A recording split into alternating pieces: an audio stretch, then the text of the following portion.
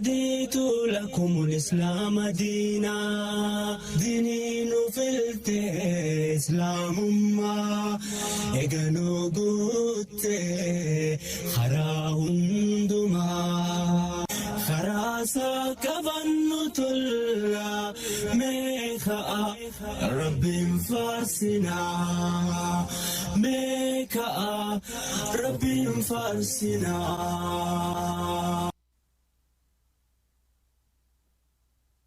من الشيطان الرجيم. بسم الله الرحمن الرحيم.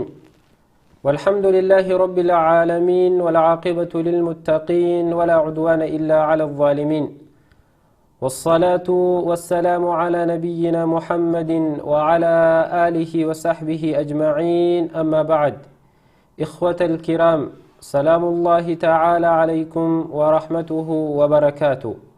داوتوتا في هردفتوتا تي في إسلاما أكم جرتن نجيا بك جرتنتي رب سبحانه وتعالى جالل إفي خيسا برخا رزق إسا خيس إسنها خايتو تن سجنتا درجوتا تن تربانتي قياتك ساعتنا قيا جمتا ساعشن الراه هنگ جاتتي إسنف لهاتو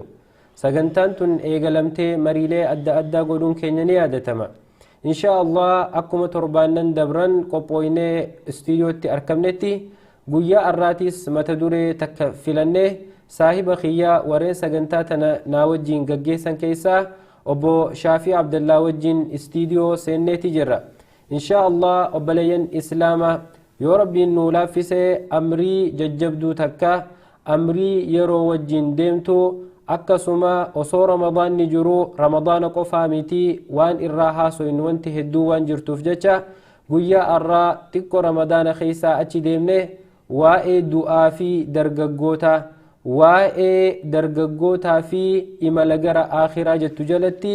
قبي تنا قبي سنة إسني له السفيالا وبلين كينيا خطيبي إسلاما داوتني سجنتاتنا الراقودة فرشو بربادن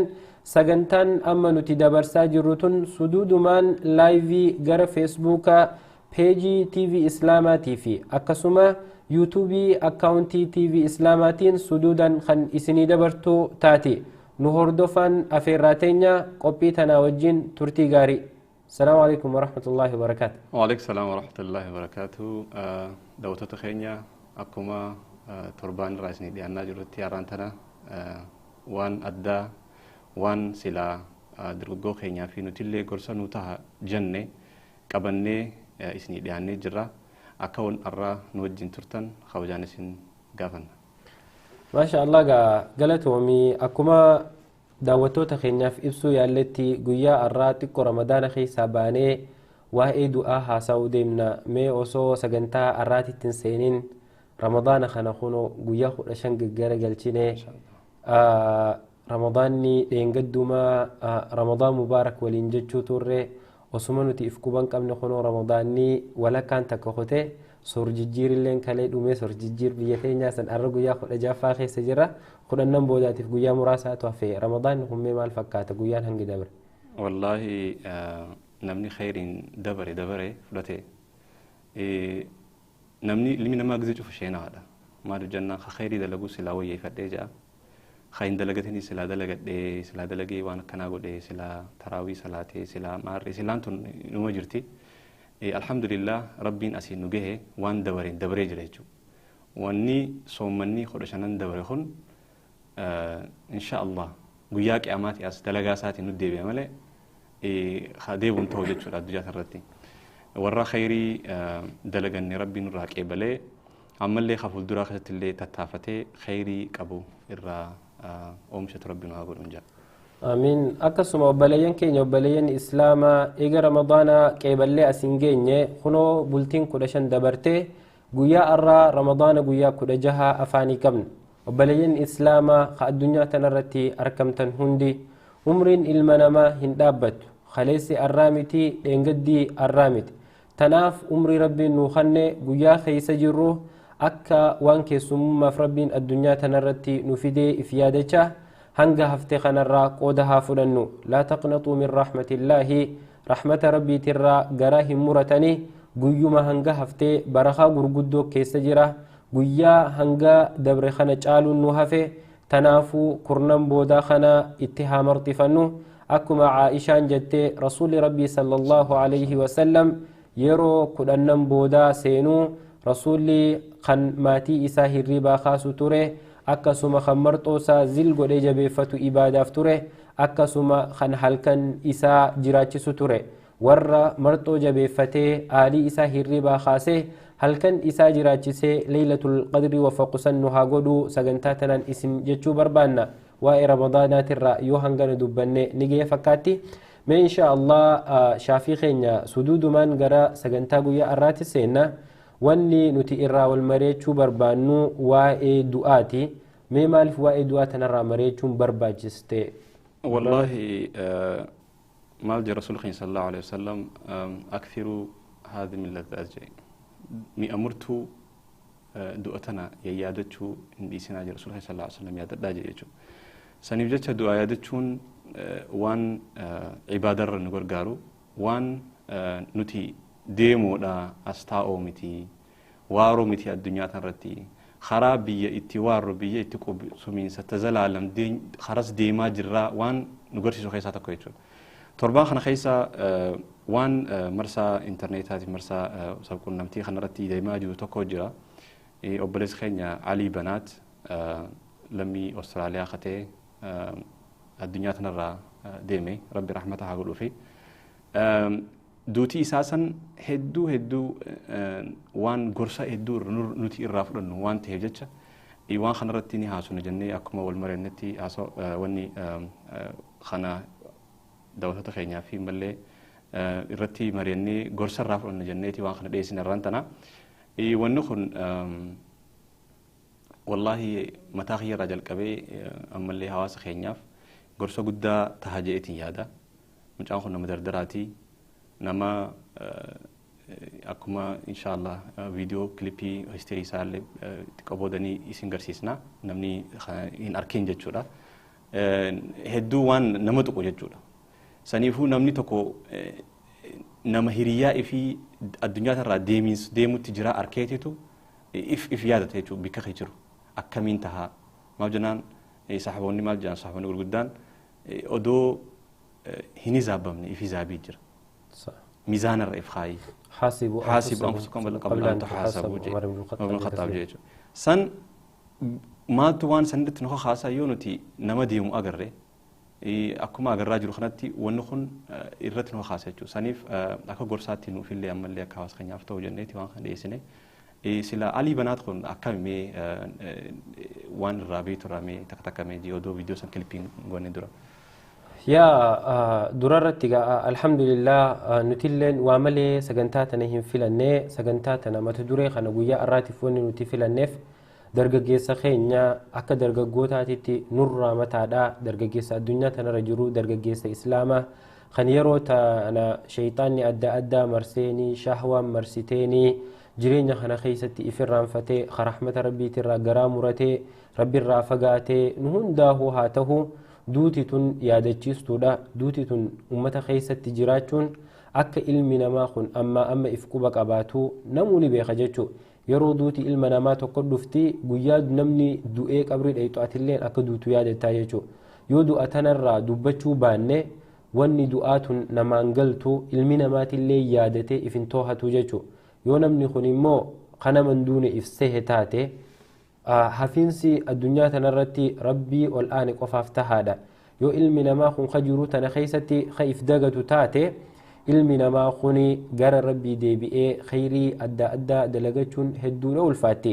obboleeyyan keenya qabxii muraasa yoo Alii Banaatirraa kaasne irra hedduu sagantaan tun dargaggoota keessaafuu akka duraatitti ilaalti maaliif dargaggoota irratti xiyyeeffannaa sagantaa tana keessatti wanni Alii Banaatirraa dubbachuu barbaanneef isatu dargaggeessa adda dureedha isatu dargaggeessa rabbi subhaanahu wa ta'ala addunyaa tanatti fatanaa bareedduu kanneefi nama fatanaa rabbiin subhaanahu wa ta'ala kanneefsan qabxii gurguddoo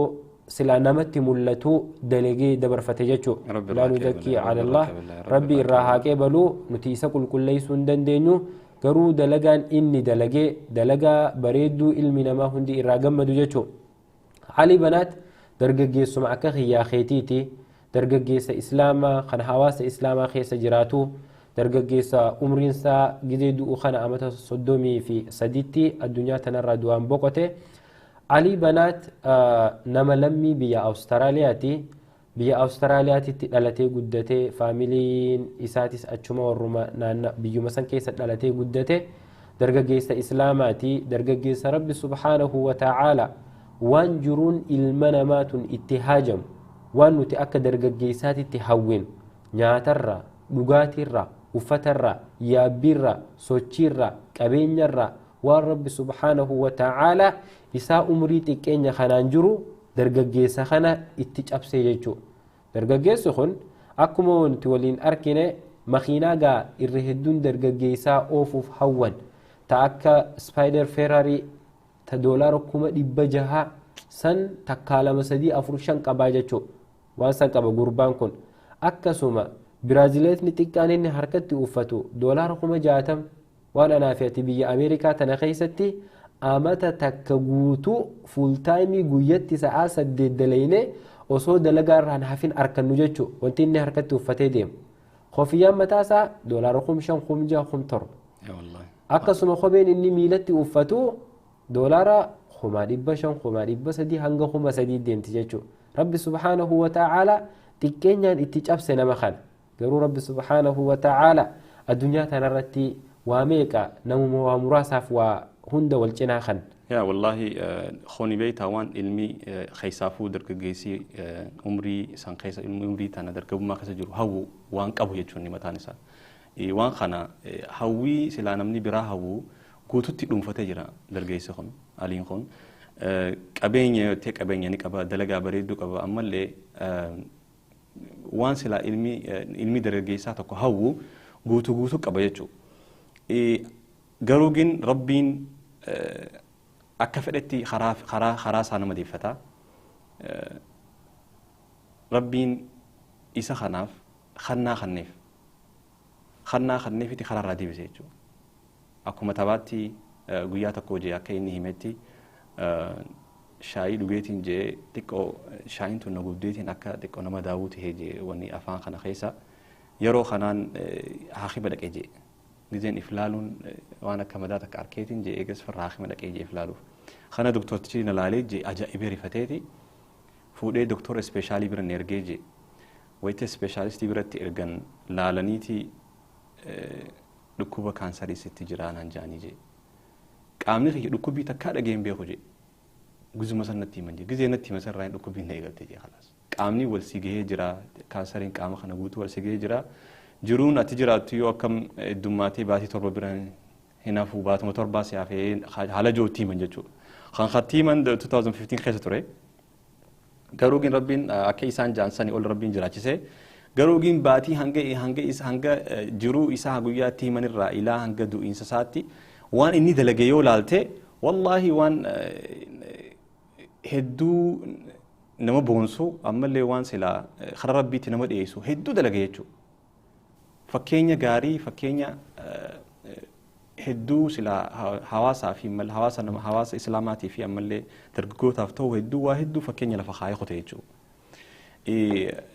Kana cufaa inshaallah ni viidiyoo xiqqoo kilipii isiniif play gooneeti ilaaltanii inshaallah waan inni qabaataa turee fi akkaataan inni itti jiraachaa ture yeroo inni waan kana dhagahe maal akka ta'e inshaallah viidiyoo gabaabaa isaan waraaban tokko sanirratti play akka godhee isiniif laaluu inni godha akkam gamas dabarramoo moo waan haasoo hin tokko haasoo hin ta'e yaaga inshaallah daawwattoonni keenya hedduun beeyta addunyaa tanarraa akka gurbaan san du'een galgala akkumaan hiraa baaqeettiin daqiiqaa 5 ummataa sheer godhe arke inni san du'uu san akka malee rifadhe maaliif jennaan dargaggeessaan addunyaa tanarratti waan inni dalagu amma jala bu'ee fakkeenya tokko illee irraa fudhachaa hordofaa ture waan ta'eef yeroo hunda feesbuuka isaatii fi waan inni itti fayyadamu websaayitii fi dhaabbata isaa saniin hordofuu ture dargaggeessa kana yeroo inni du'u sanitti addunyaa tana guutuu girgiraa jechuudha maaliif duuti namaa ilmi namaa hundi ni du'a namni kumaatamaan du'u ni jira namni quban qabne maaliif rabbi akkasitti ilma namaa keessa kaayee إسات ربي إساتي افته ربي سبحانه وتعالى إسافته دوتي إسا نهندت الأجيمتي جتشو جزي سنين جرجري وان الأجيمتي سن فوتولي إساتا إني الدنيا رديمي دلقا خيري اتين دلقو تري في تكا تكا فولي فيسبوك خيارات شير قولي والله نمري فتشي سقايو أما قباني لالي almost نمكو مسدي في ماليتو والجلا شير قولي كومنتي هنگا كوما سدي في إبشاني تكا إركا نتنججو هنگنا تكا الدنيا تنرتي نمت لقيمي ججو دلقي سخن أما اللي فيسبوكي خانا قبا قد يمتي ميديا لي أداداتي في سبقون نمتي هدو وري فيسبوكي نما هدو جلاك أبو هدو واي إساخن هاسوا جرا والله ربي بيتا جزي سيو الخاصو فلي سمو الخاصة والله ربين إيجادو إلي مقاسا خاكن الخاصة ربين آخرت اللي صدر كاسا والفولون جا ربين قوس مسا جنة ربي هاقولو دلقا إني دلقا اللي خيري سا ربي راك إبلو خون أمنو تورني هاسوا جرو خون وان سلا هاري أمتا نداوتو خنا في هاري ودون تين رغودا واي خنا خنا أجيجرا وان خون تربان خنا قوتو دي ماجرا يجو garuugin wani nuti waan kana irra deebinee akkuma haala namni Facebook irratti arkaa jiran kanatti illee tahu nuti akka keenyaatti maaliif irra deebinee haasa'u nu fe'ise waan hedduu gorsa irraa fudhannutu wani kana keessa jira jechuudha. Saniifuu mee viidiyoo saasan laallee viidiyoo saasan eega laallee boodallee irraa haasawinaa wallaahi waa hedduu gorsa irraa fudhanna waan inni dalage keessaa fakkeenyaaf akka inni jeetti gizeen natti himame je wallahi wanni naduro dhufe je wanni birati mo naduro dhufe je wanni dura naduro dhufe je dalagati je mali rabbi bira qaba banki na rabbi bira qabu khabar namu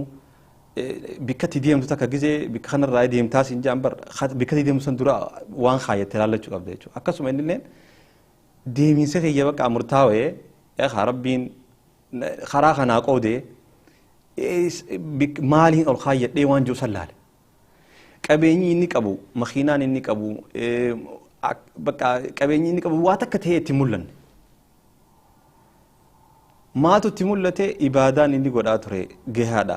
rabbi dhiheenyaan rabbitti dhihaachaa jiru san gahaadha rabbi qunnamuu waaniin an qabu tanaan rabbi qunnamuudhaaf na quubsaadha yookaan gammachuun bikka san rabbi heera nageessitii waan jedhu na dura mul'ate je saniifuu wallahi jechi inni bikka san jee sanitti if keessa nu deebiste mataa kiyyarraa qabii yoon an duutiti yaboru taate yookaan edanu taate waaniin ani rabbi biraa qabu gahaadha waan ji'u takkan if keessa nama fiddi sanumaaf nuti waan kana dhiyeessinee gorsa nama irraa fudhatu rabbi nu haa godhu yaa galatoomi yaa obboleeyyan kiyya inshaa Allah bal'inaan mee viidiyoo daawwannee walitti deebinaa viidiyoon amma isin agarsiisuu deemnu kun viidiyoo Alii Banaat rabbi rahmata haa godhuu fi daa'ii guddaa biyya Awustiraaliyaa Sheekh Muhammad waliin godhe viidiyoo sooshaal miidiyaa tanarratti akka malee lafa qabatee beekamtii guddaa arkatee ilma namaallee sossoose kan Aliin Banaat viidiyoo san keessatti jecha ajaa'ibaa dubbatee خنا ربنا خنّي كانسري جئ دبته فيديو الدنيا رتي أكان بكمه تنافمه فيديو خنا ولله اللي ولته هادي بنو فيديو خنا وجين ترتي غاري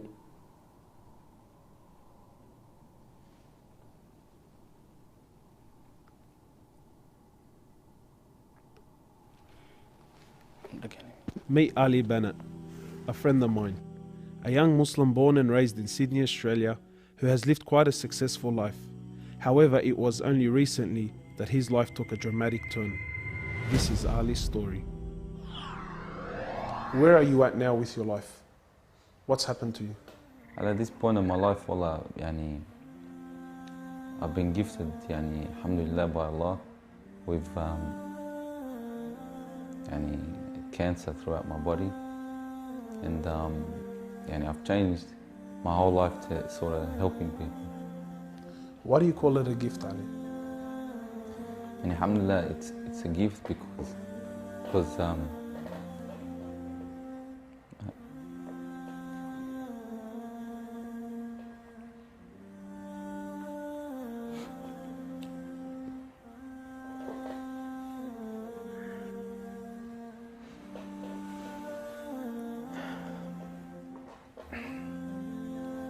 it's a gift because yani Allah's given me a chance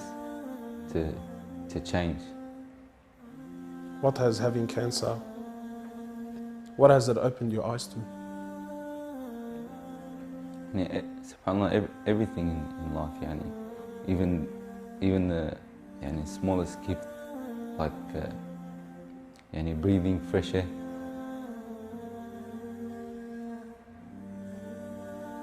Do you feel like you used to take that for granted before?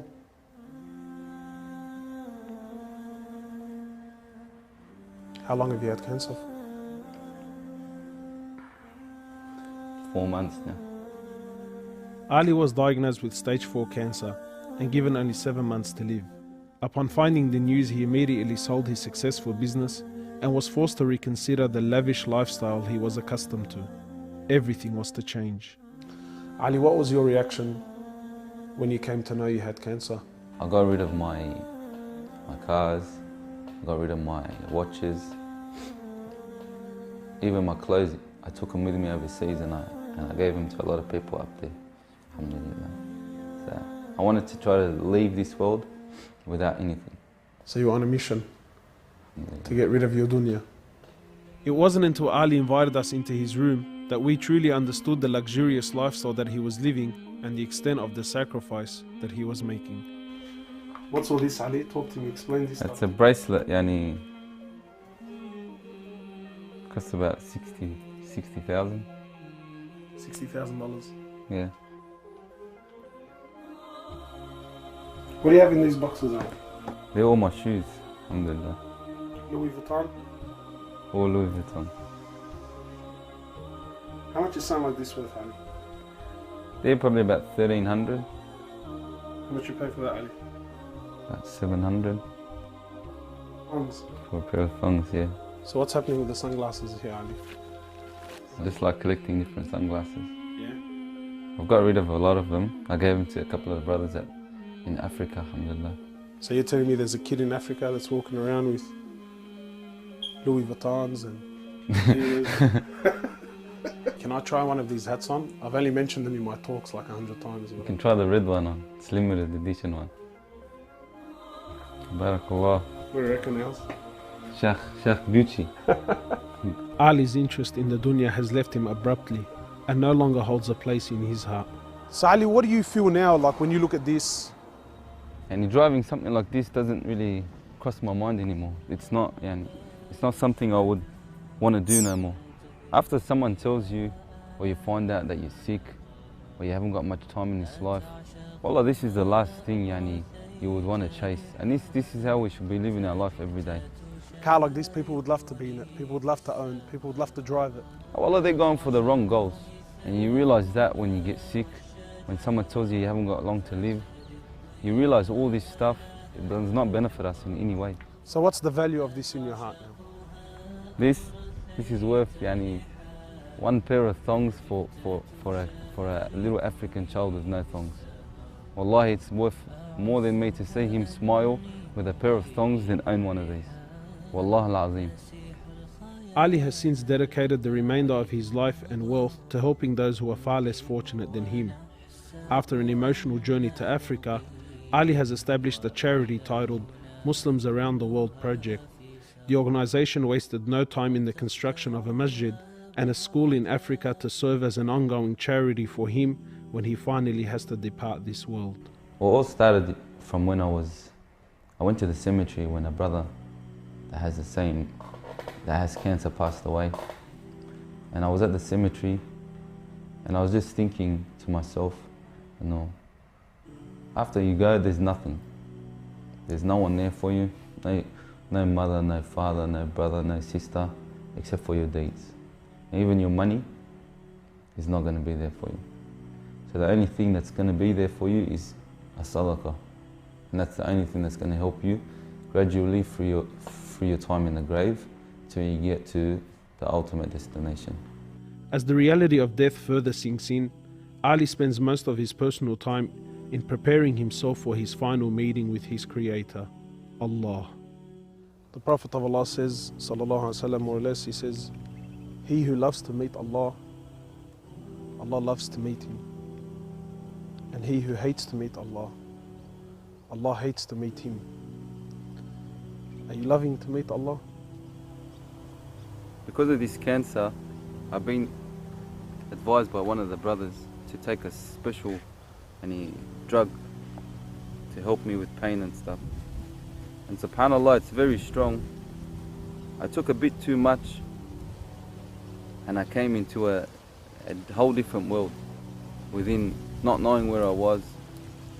and it was very hard for me. And subhanAllah, I actually seen things I've never seen before. And my family were there all standing around me, and I was pointing up and I was saying, Ya Allah, take me. And it was that beautiful what I was seeing, I just wanted to go. And the next day, subhanAllah, I woke up and I was upset that Allah didn't take me.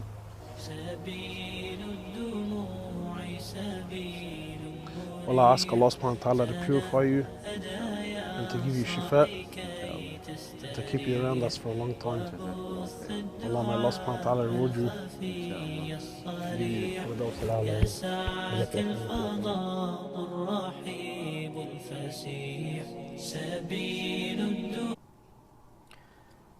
Obboleeyyan Islaamaa kan isin daawwachaa jirtan sagantaa dargaggoota tan torbaanitti guyyaa takka TV Islaamaatiin isinii dhiyaattu.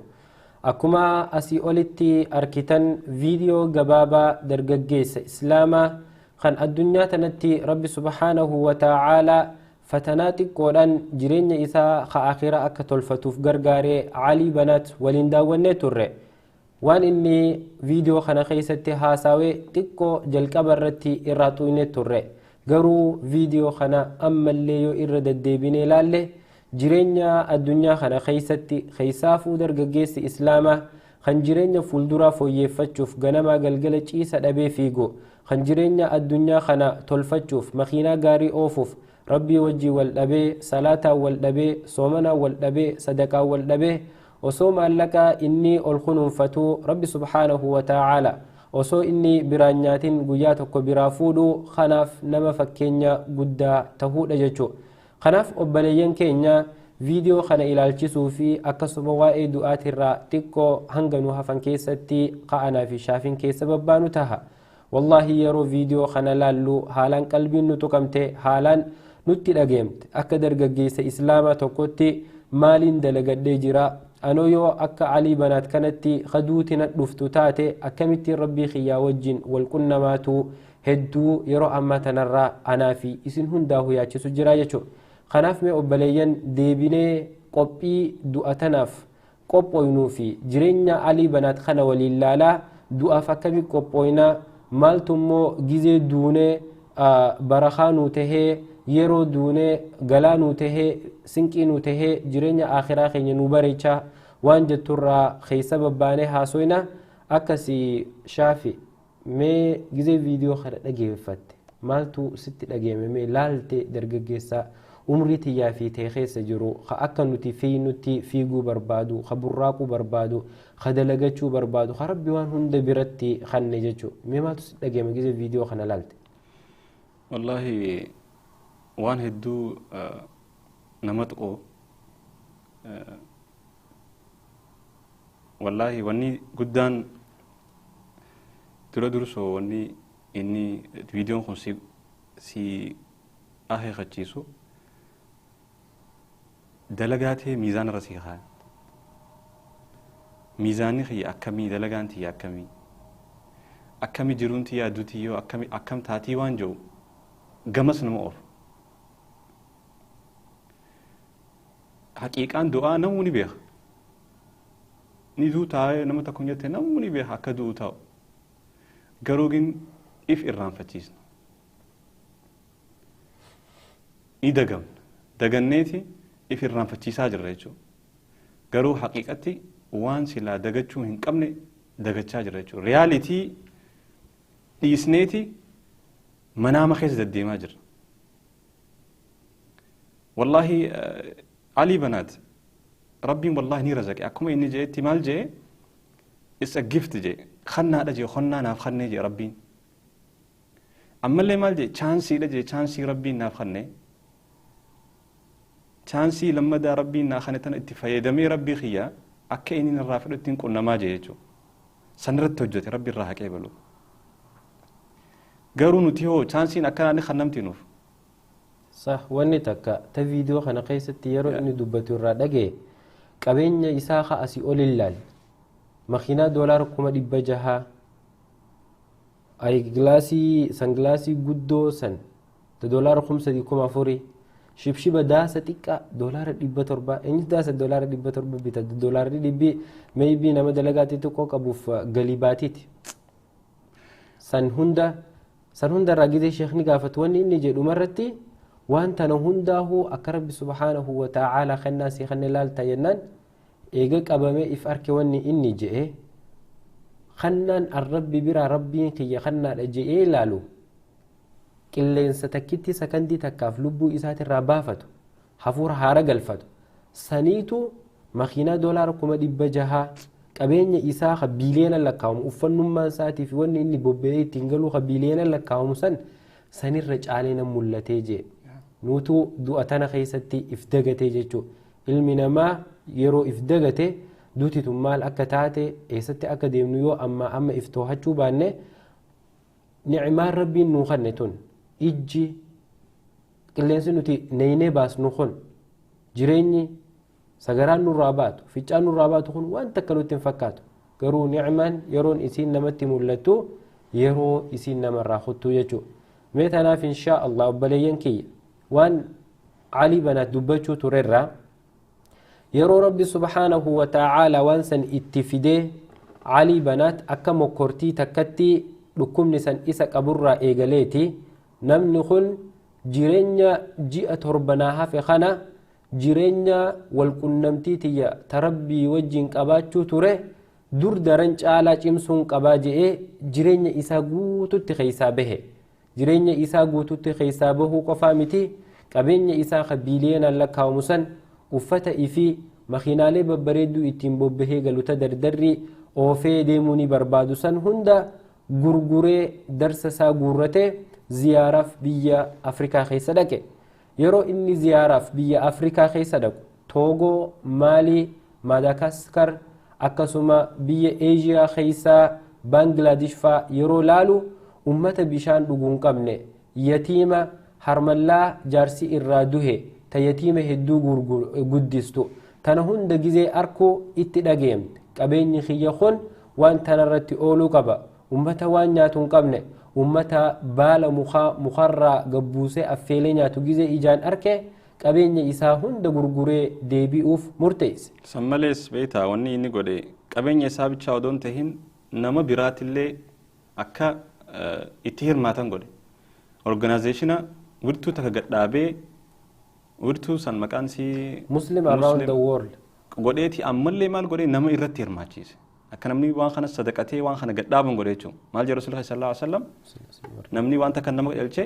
akkuma waan khayrii san akkuma sanii harkataa jee akkasuma akkasii miti man daalla ala khayrin kafaa'ilihi mal khayriin tun khayrii isaaf ta eegadu illee deemtu taate jechuudha sadaqatul jaariyaa dhuman qabne taatiif jechuudha rabbiin irraa haqee balu wallahi waan inni lafa gadhaabee deeme waan hedduu sadaqatul jaariyaa keessaa waan inni godhe takka eela bishaanii baasu iskuula gadhaabu bikka ammallee yatiimaa manneen jaaru masgiida jaaru kanarratti qabeenyi isaa oole jechuudha namallee irratti hirmaachise jechuudha organizaashinii isaa ammallee deemaa jira jechuudha rabbiin warra waan dalagsisan akhiratti qunnama rabbi isa haa godhu wallahi gama keenyaa gama darguu keenyatti haa deebinu gorsii silaa inti irraa fudhannu mee du'a tanarraa mee maaltu jira ta duraan duraatti alii banaat wanni du'a isa yaadachiiste dhukkuba rabbi subhaanahu wa ta'aalaa akka kannaatitti isaaf kennesani nuti immoo maybii rabbi subhaanahu wa ta'aalaa dhukkuba akkasiisan inni mokkoruu dhabuun mala dhukkubni akkasiisan dhufee dooktarri baatii 7 qabda je'ee sii himuun chaansii takka ta'ati arkatte baatii 7 qabda baatii 7 tana maskiida galtee ganamaa fi galgala ibaadaa goote jechuudha eenyu beeka anaafiyatirraa waliigaltee rabbii wajjii walii mallatteessine hin qabne waraqaan rabbii fi nu jidduu jirtu hin qabnu rabbi subhaanahu wa ta'ala guyyaa akkanaatiin si ajjeesaa je'ee guyyaan inni nu kaayinu eegu jiru hin jiru akka gabbaane keessaafuu namni ala kana jiru hundi makiina ooffata kaanis guyyatti dalagaa dhaqee galuuf baajaajin rabbahaa saayikila oofa motora oofa akka gabbahee meeqaatu osoo manatti hin galin hafe osoo hin qophaawin osoo hin dhaammatin osoo ibaadaa dalagatee ol hin kaayyatin keessaafuu yeroo dargaggummatti as deebinu dargaggeessi kun irra hedduun anaa fi atirraa jalqabii akka waan umriin teenya yoo 90 ol kuttee malee hin duunee takka nuuf fakkaatti yaa obboleeyyan keenya kan nu dhageeffachuu jiru wanti hin anjechuu fadhu gorsi gabaabaan meeqa osoo akaakoon du'a siree du'aatirra ciisuu osoo ganamaa galgala isa jalaa sagaraa fi ficcaan fuudhuu namni hifatu kanuma sagaraa fi ficcaan isa jalaa fuudhu san rabbi subhaanahu wa ta'aalaa karaarraa meeyse duuti umrii dheerachuun amata 90 tahuun arriin sibbahuun qaamni silaaffachuun lafeen shilaamshaa'uun akkanaan qofa namatti hin dhuftu akka gabbahaniin hafuunis ni jirti keessaafuu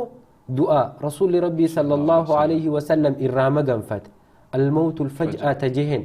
du'a dagaggaman nama dhuftu ta zamana jaarra 20 takkaffaa kana keessa heddummaatti du'a osoo tilifoonarra jirruu duun du'a osoo ispoortii dalaynuu duun du'a gabbaanee makiinaan dhoome gurbaan tokko gufateetuma du'e ajala rabbiitiitti geenja'u namni bara akkuma gufatee du'e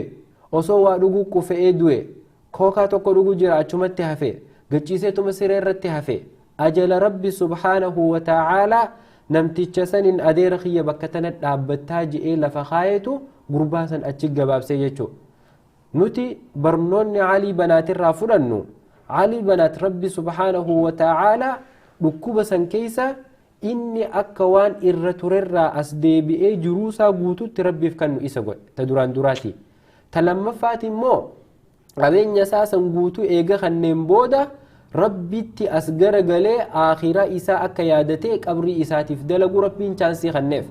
duba anaa fi ati rabbiin dhukkuba nuuf fidee akkasitti dooktarri baatii 7 jiraattanuun jechuu taa'amo wanni ganamaa galgala dilii keessatti laaqamnee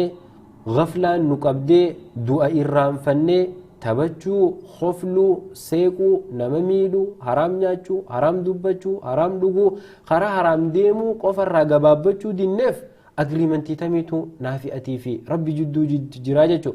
تناف برنون نغدان نتي اسر رافودانو وبليان كيا وما تدري نفس باي ارض تموت جاء ربي قران خيستي لبون تكلن bakka itti duutu hin beeytu wamaa tadrii nafsun maadaa taksibu gada lubbuun takka waan guyyaa boruu isii eeggatu hin beeytu yaa dargaggeessa islaamaa ka fuudheetiin ilmaan dhadhalee maskiida galee salaata jiru ilmaan kiyyaa wajjiinin quraana qara'a jettee teessu wallaahi umrii dheerattee jaartii san fuutee ilmaan dhalu yoo rabbii taate malee namni beeku hin jiru agriimentii rabbii wajjiin hin qabnu arra akka gabbaanetti hafuun mala meeqa arustittiin jaarsaaf tottolchan arustichi jaarsiif tottolchan akka uffata aruuza uffattetti ta guyyaa aruuza daaraa taatee hafte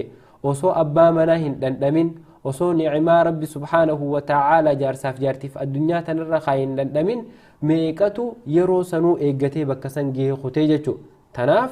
nuti rabbii wajjin waliigalteen qabnu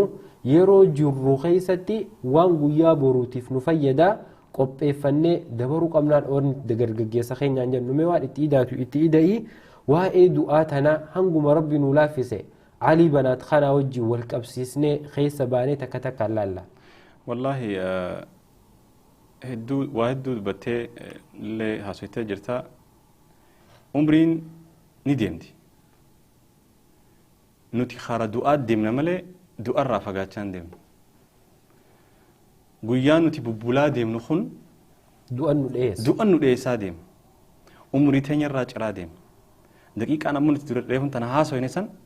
umrii teenyarraa kuttee jirti hin deebi'u jechuun guyyaa kun booda waa takka khalaas nuti du'atti namni dhihaachaa deemu takka duba qophiin teenyoo akkami yoo amma duune yoo ammaan tana rabbiin du'anu murteessu taate maal dalagannee lafaa qabna mee rabbii duraan maal dalagannee kana mee sinqiin teenya nu gammachiifti yeroochi rabbii dura dheen sinqiin teenya silaa bikka rabbiin nun jee san nu geessiti tana if gaafachuu qabna yeroo yerootti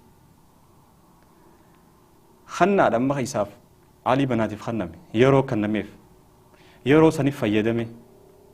rabbii isaatirraa kajeelaa yeroo isaatti hedduu khayrii silaa rabbiin irraa jaalatu jennu kan nuti ijaan laallu ka ijaan agaru takka dalagatee jira rabbi irraa haqee balu rabbii garuugin maal jee rasuulli keenya sallallahu alaihi wasallam nama du'e tokko yoo namni tokko khayrii irraa haasawe akkasuma warri sabiliin akkas irraa haasawa yommuu marsaa intarneetii kanarra ilaalte waa'uma isaa khayrii haasoo malee isaa hamtuu haasoo nagar ka gorsa irraa fudhanne jee malee ka wanni jeen arkine jechuudha saniifuu rabbiin isallee rabbiin warra jannatul firdawsi isa qanne rabbi haa godhu nuti yoo chaansii kanaa ni qabna hin qabnu nutti ni himamne yeroon keessa jiru tun yeroo daqiiqaa takka lama booda maal taana Allahu a'lam saniifuu nuti maal godhuu qabna gizee hundaa'u qophaa'uu qabna jechuudha akkuma rasuulli keenya sallallahu alaihi wasallam Umar ibn Khattab jeetti maal jeen addunyaa tanarra jiraadhu akka nama keessummaatti yookaan akka nama imaltuu deemuutti jiraadhu jeen jechuudha namni keessummaa jiraatu tokko kamta mana kana bar mana silaa keessummaaf keessa bulu jiru kana bar ka'ee bar tolfatee maal je'ee bar ciisan hin dagalfatu bar maali nin deema beekaa miti bikkuma isaan kanan san ciisee ka'ee kuta jechuudha ta bikkatti deemu san yaada jechuudha saniifuu nutis maal ta'uu qabna jechuudha akhiraa teenyaaf dalagaa nu dalaynu keessatti tarkaanfi nu tarkaanfinu keessatti wanni nuti godhaa jiru tun booddee teenyaaf nuuf gaariidha wanni nuti goonu jiru tun sinqii akhiraatiif nuuf kara khayriitti nuuf deemaa jirti moohamtu nu deemaa jirti gizee cufa xinxalaa waan takka tarkaanfi nu tarkaanfachaa deemtan keessatti laalaa godhuu qabnu san godhuu qabnaa jechuudha akkasii daawwattoota keenya daawwattoota TV Islaamaa qophiin isin daawwachaa jirtan tun qophii dargaggoota tan TV Islaamaatiin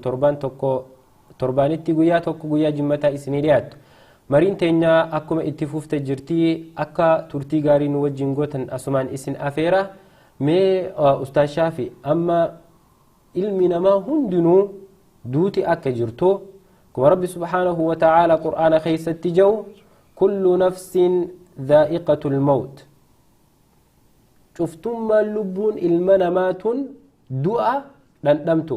ilmi namaa tokko ka'anaatu du'arraa hafa jiru addunyaa tanarra hin jiru jechuudha walaa ka kiristaanaa haa ta'u yahudaa haa ta'u nasaaraa haa ta'u duuti akka jirtu ni amanan nuti duuti akka jirtu amanuu booda du'a tanarraa illee kaafamnee rabbi dura dhaabbannaadha amanna arkaana iimaanaati waan saniif keessaa qaba garuu rabbi subhaanahu wa ta'ala silaa ilmi namaa ka addunyaa tanarratti hafuun malu tahe ergama nabi Muhammad sallallahu alaihi wasallam caalaa namaa ashraful khalqiitu addunyaa tanarratti hafee jiraataa jechuudha umee wanni nuti eega du'a beeyin duutiin jirtii osoo beeynu du'a tana yoo duune akka waan dalagannee if biraa qabne osoo beeynu waan takka hin qabnu anaafiyatilleen ilmi namaa kun hundi qulla waan rabbiin nuu kannee fi waan nuti rabbiif kannine yoo walin laalle yoo rabbiin 99 tuqaa 9 nuu kanne nuti tuqaa takkitti hafte san rabbiif hin kennin tanaaf maaltu mee du'a nama irraanfachiisa ilma namaa kana akka nuti du'a irraanfannee jiruu tana keessa gara gaggallee jiruu tana keessatti if irraanfannu wanni nu godhe maali gaggabaabsimee qabxii takka lama wallahi wanni du'a irraanfachiisa guddoon xuulul amal hamilee dheerachuudha akkanaan ta'a gaafa akkanaan ta'a hamilee dheerachuu jechuudha ol kaayyachuu ibaadaa tana ol kaayyachuu yoo arran salaanne mee boruun salaata yoo jummaa kan salaanne jummaa dhufuun salaata eegala yoo soomana kanaan qaceela soomana gidatti seenes hornan boodaa kanaan wanni ta'a haaluma jo'uun bakka hamilee tana dheerachuudhaan daguu keessa bu'a jechuudha. hamilee dheerachuun tun hammeenyiisi fakkeenyaaf rabbi subhaanahu wa ta'aalaa laa ya'lamu al-ghayba illa Allah je quraana keessatti ghaybii waan irraa dhoofamtee jirtu waan boru nama eeggata akkuma quraana keessa uumaa tadrii nafsun maadaa taksibu gadaa jettu san waan boruuf nama eeggata hin beeknu ilmi namaa kun akkamitti if amanee yoo arra zuurii salaati jettuun aboo jimmanni aagee jimmataan xaaradhee salaatamaaf ja'a rabbii wajjin namni kun ni danda'amti rabbii wajjin agriimentii qabaachuun. Wallaahi ilmi namaa rabbiin akkuma rasuula sallallahu alaihi wasallam maal jedhe rasuula amlaki ilmi namaa kun mataan isaatu maali irraanfataadha yeroo hundaa'u. Nas irraanfata mataan isaatu namni gizee hunda ni if irraanfata waa irraanfataas ta'e ifillee irraanfata jiruu isaa irraanfata haqiiqaa jiruu rabbiin subhaanahu wa ta'ala waan addunyaa tarra nu fideef irraanfata kuni waan uumaa rabbiin nu keessa keessaa garuu gin rasuulli keenya sallallahu alaihi wasallam karaa nu godhe yaadadha maal yaadan waan mi'ooytu tana waan silaa hamilee babbareedduu tana ibdura keessee mi'aadhaan ibdura keessee wanni kanaatu waan akkanaa godhatee hamilee if dheeratu tana waan sirraa muru tana yaadadhu maal isiin san du'a tana yoo yaadatte maal goote jechuudha ahaa lakkii galaan deemu jira waan hin galaan deemu si qabfachuun qabaa jettee karas kanama waan namni bisanatti akkana yaadachisu nu kaasa jechuudha wanni hamilee dheerachuun daguu keessa nu fiddi rabbiin daguutti nu hin qabini warra akhiraaf qophoo rabbi nu haa godhu wanni guddaan nuti ilma namaa kana booda hambisu ibaadaa rabbii irraa hamilee dheerachuudha hamilee tana warra du'a yaadachuudhaan muru rabbi nu haa godhu warra du'a tana yeroo yerootti yaadatee kan rabbii isaa deebu rabbi nu haa godhu. Saniifuu xuulul camal wanti jedhamtuun hamilee dheerachuun waan silaa arra dalaguu qabdu boruuf ol kaayyachuun akkuma carabni jedhan laa tajcal camala alyoom ligadin jedhan waan silaa arra godhamuu qabdu boruuf jettee ol hin kaahini arruma godhi adeero salaanni shanan rabbiin sirritti dirqama godhe guyyuma arraati malee boruuf ol kaayuun taatu eqa boru waa'ee sadaqaa amma harkaa qabu tanaas yoon amma kanne malee boru jiraadhee kanne yoo reefka kiyya galii olii qaqqaban namni beeku hin jiru jechuu tanaaf ilmi namaa keessaafuu dargaggeessa keenya wanti dhaamnuuf nuti dulloomanii qofa duutii namatti hin dhuftu nama xiqqaa amata 8 du'u jiru amata 10 du'u jiru dargaggeessa osoo fiigee burraaquu fadhu amata 20tti qaxara qooree hafu jiru dargaggeessa akka gabbeetti haadisa takkaanuu aksiidant takkaanuu balaa makiinaatiin du'u jiru keessaafuu balaa makiinaa addunyaa tanarratti heddummattee jirti yoo durillee baadiyyaa keessa jirra gufachuun illee hin jirtu ooyiruu keessa deemaa oolla karaa walqixaa jennee yaanne amma ilmi namaa gabbahee ol ba'u makiinaarra horaa makiinaan tu walis seenaa oolti makiinaa san keessa yoo lubbuun nurraa baate hin beeynu tanaaf nuti hamilee dheerachuun tuni akka nuti rabbii wajjii walitti hin dhihaanneef sababa guddoo tan taatu isiidha waan boruuf ol kaayyannu san arruma daleynee guyyaan boruutis waan haarayaan dhufa guyyaa boruuf saniif haa qophooynu mee waa'ee xuulul camal yoo hanganatti keessaa baane mee takkati da'u maal jee Umar ibn Khattaab radiyallahu anhu maal jee addunyaan deemaa jirti jee godaanaa jirti jee akhiraan dhiyaachaa jirti jee akhiraan dhiyaachaa jirti jee wanni cuftinuu ilmaan qabaa jee garuu ilmaan akhiraa taha jee ilmaan addunyaan ta'ina ammallee maal jee addunyaan bikkatti dalagatanii bikkatti hisaabamanii mitii jee garuu akhiraan bikka itti hisaabamanii bikka dalagaan hin jirre jee jechuudha. Saniifuu warra akhiraa fi addunyaa akkanatti adda baasee beeku rabbi nu haa godhu. Tanaaf mee eega hamilee dheerachuun tun du'a nama irraanfachiiste du'a tana irraanfachuun immoo maal nama fiddi qabxii 2-3 keessa deemnee ilaalla obboleeyyan kee ta duraati ilmi namaa kun du'a irraanfachuun hamilee dheerachuu si fiddi hamilee dheerachuun immoo du'a irraanfachuu saniif sababa guddaa taatii jechuudha namni tokko du'a irraanfannaan jiruma addunyaa tana fiigee qabuu malee gara as deebi'ee ibaadatti as deebi'ee rabbii isaa gabbaruu fi waan takka godhachuun kun ni ulfaatti jiru namni hanga silaa rabbii isaatitti dhihaachuu qabu rabbii isaatirraa fagaachuudha nama fiddii jechuudha du'a irraanfachuun akka ati qalbii takkaan osoo salaatan salaanne raftu osoo zakaan kan raftu osoo jiruu addunyaa tana malee jiruu akhiraa baabasan akkasirraa cuftu rabbiin si godha tanaaf du'a irraanfachuun balaa akkanaa tana qabdi mee du'a irraanfachuun wanti biraa wanti isii nama fiddu maali wallaahi du'a irraanfachuun mataan isii دو إرام فتشو متاني سي مالقوتي عبادة ربي الراس فقيستي يو أتي منو مال عبادة قونوف مالي نديمنا بيني تبر نديمنا الدنيا تنرادي مفتينيا ما بجي ربي سبحانه وتعالى قرآن خسيت مالجي وما خلقت الجن والإنس إلا ليعبدون أنا جني في إنسي ونين أمف أكو نجبرني يجي ربي سبحانه وتعالى جبرتي سلا ربي أمف سن إيران فتشتي يو خاني دو إيران فنتاتي purpose yo khayo rabbin khayo nuti biyat adujat rabbin umef manuti akka isa gabbaruuf gabbartiisan irraanfan nuti gabbartiisan irraanfachuun halaakaa fi ghaflaa keessaniiti jechuudha namni maal jan oromoo namni bikkatti galuun beene maal jan gowwaadha jaanii bara akkasumatti bikkatti galu nama beekutu waan bikkatti galu saniif wayyaa san dalagate jechuudha sanifu warra sandala gurabbi nu haa godhu guddoon sani waan ibaadaara nuuf fageessiti. Mee sagantaan teenyarreen gama xumuraa deemu jirti daqiiqaa 2-3 nu hafee sagantaa tana goolabuu fi xumura irratti dargaggeessaan du'aa wajji wal qabsiistee mee daqiiqaa takkaaf dargaggeessa kana waa nu yaadachiisi anilleen waa takkaa 2 je'eetiin sagantaa tana nu goolaba. شاء الله بليان وانت سجنتا قولمنوف سجنتا تي في إسلاما هدو تنبودا نيس جيرا قبيلة كانتين خفوق دورو لدي بنوتها أسمان أكا إرابانتي قبي قرآن وجين أستاذ خيني أستاذ علي سوفياني إسيني ديها تجرا سن اللي قمنو من هردوفو إسيني داما إن شاء الله نتي سجنتا تنقولا بجرا أكا نوجين تر سجنتا قرآن سأجهتي قرآن وجين تجتو أستاذ خيني أستاذ علي سوفيا وجين إسيني ديهاتي نتي مو سجنتا تنقولا منك سابانا ميوان أستاذ شافين درججيس خيني نجو دو ألالشيسه درججيس خيني أكمتي فوبتشو كبا درججيس خيني سينكي كوبيفتشو كبا دقيقة تكتمي خيسن وبي سجنتاتي نتنقول إن شاء الله والله وان سلا هاسوك أبنو قوتي هاسوني جرا قروجين واني إرد الديبني ولا تشيسوك أبنو ربين سبحانه وتعالى واني الدنيا ترون في ديف أكا إسا قبروفي قرو قبرتين نتي إسا قبروسان إساف وانتا كنيداتو نوف ملئ ربي رسول الله صلى الله عليه وسلم ما جي حديث القدسي قصدتي سلا الدنيا تنقوتون قلبي نما تكارت ديبتي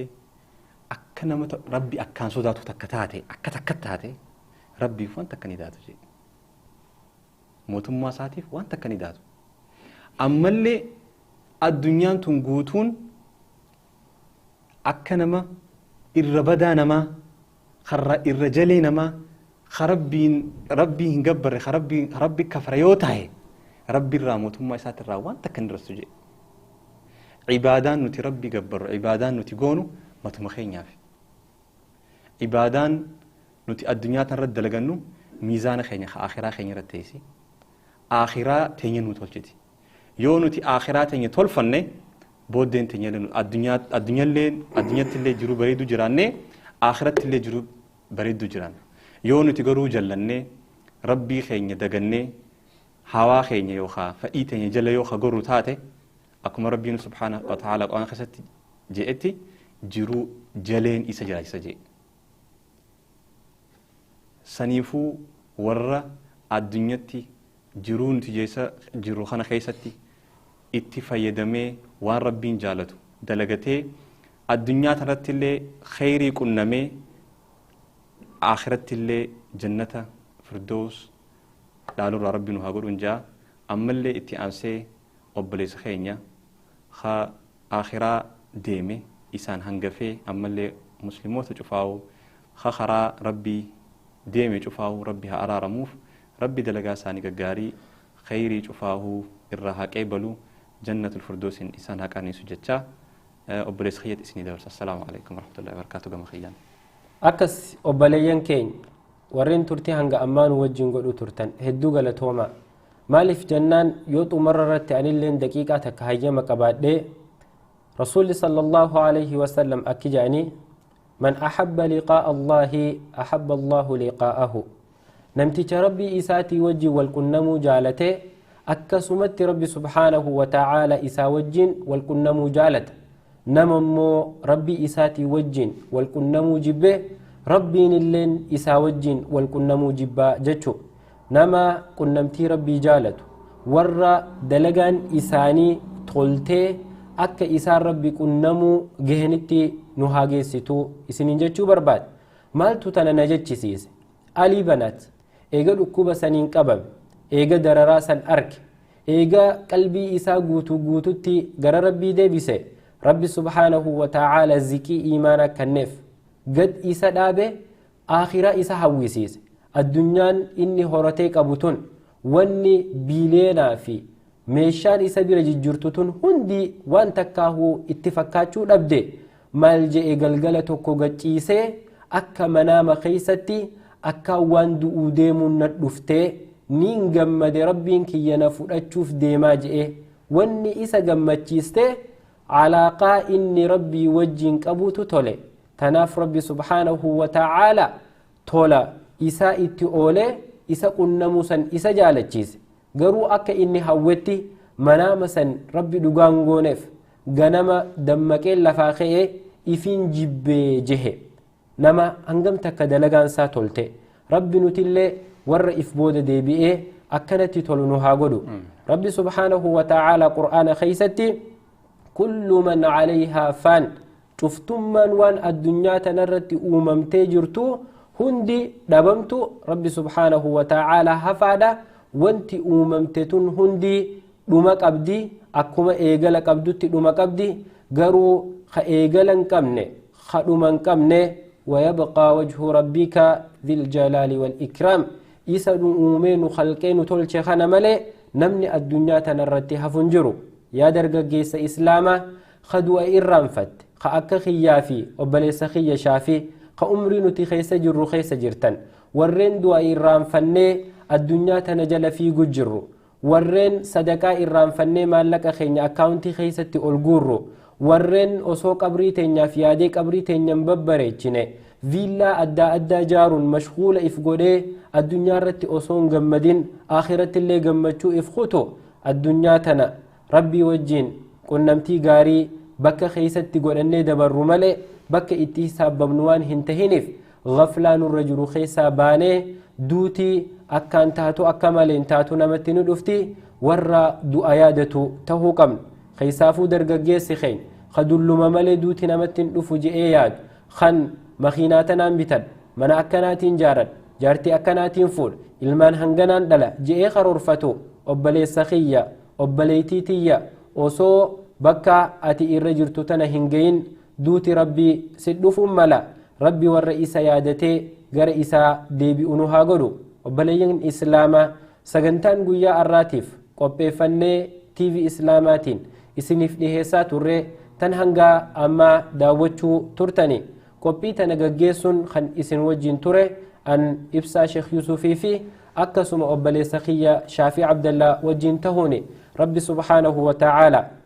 warra umrii dheeratee torbaan illee mata duree biraatiin gorsa biraatiin walitti deebi'u rabbiin nu haa godhu bakka jirtanitti soomana keessan isinirraa qeebalee nagayaan addunyaa akhiratti isin haa jiraachisu warra addunyatti jiruu gaarii jiraatee akhiratti jannatul firdoosin qanani rabbiin isin haa godhu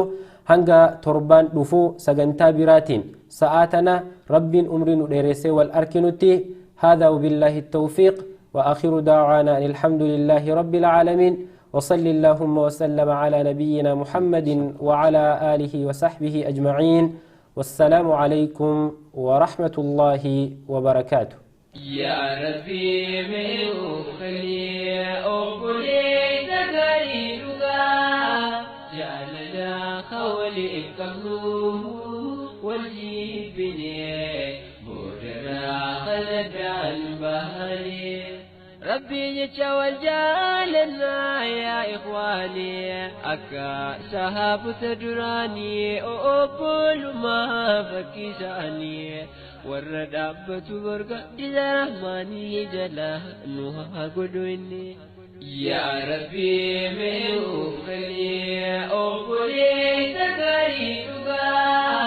جعلنا خولي القلوب والجبني بودنا خلد البهري كان كرا خيرين نقديه الجوا كان نراقدتو قدا قمجوا